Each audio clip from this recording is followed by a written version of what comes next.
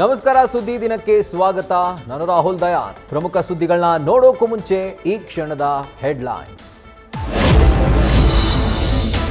ಕಾಂಗ್ರೆಸ್ನಲ್ಲಿ ಕೋಲಾಹಲ ಎಬ್ಬಿಸಿದ CM seat ಒಪ್ಪಂದವಾದ್ರೆ ನಾವ್ಯಾಕಿರಬೇಕು ಎಂದು ಸಿಡಿದೆದ್ದ ಪರಮೇಶ್ವರ್.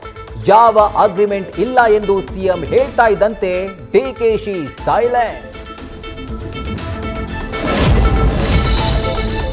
ತಳಭದ್ರಕೋಟೆಯಲ್ಲಿ Siddu DKShi power show. ದೇವೇಗೌಡರನ್ನೇ ಗುರಿಯಾಗಿಸಿ ಸಿದ್ದರಾಮಯ್ಯ ವಾಗ್ದಾಳಿ. ಸಾಯೋ ತನಕ ಸಿದ್ದು ಜೊತೆ ಅಂತ ಡಿಕೆಶಿ ವಾಗ್ದಾನ.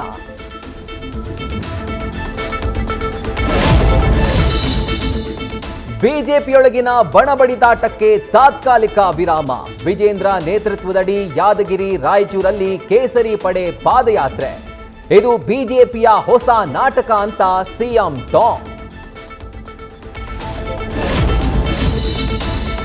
ಮೂಡಾಸುಳಿಯಿಂದ ಹೊರಬರಲು ಸಿದ್ದರಾಮಯ್ಯ ಹರಸಾಹಸ. ಏಕಸದಸ್ಯ ಪೀಠದ ಆದೇಶ ಪ್ರಶ್ನಿಸಿದ್ದ ಮೇಲ್ಮನವಿಯ ವಿಚಾರಣೆ.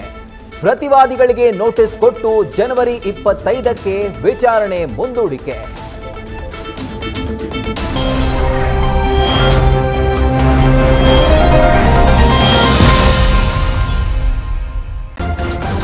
ನ್ಯೂಸ್ ಫಸ್ಟ್, ನಿರ್ಭೀತಿಯಿಂದ ನಿಮ್ಮ ಪರವಾಗಿ.